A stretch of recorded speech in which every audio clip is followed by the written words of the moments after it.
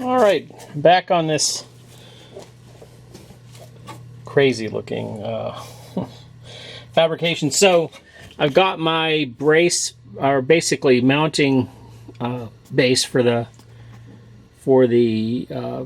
fuel sender roughed in there. That is a cardboard template I made fitting the thing to the floor pan. Now, bear in mind, part of what I observed when I had the fuel tank up against this was that if I installed the fuel door, the lip of the fuel door would have been touching the fuel tank. I didn't want that.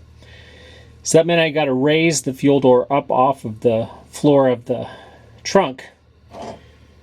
And I've done that here with some cardboard. And I'm just going to cut that cardboard off into piecemeal sections and carve those out of steel and bend them in such a way that they look like this. And I'll just tack them up rough, set this thing back in here until it looks good. And it should look very much like this does. You notice this side is higher than that side, so this side, the gap is lower. And I've already measured the tire will fit around this monstrosity just fine. And I want a functional trunk so I can put my spare and my jack in there. They can be removed for drag racing. All right.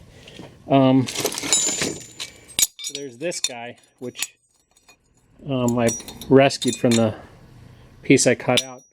Had a bunch of spot welds, and we'll just have to clean that up, and I'll actually bolt it to the new fuel door.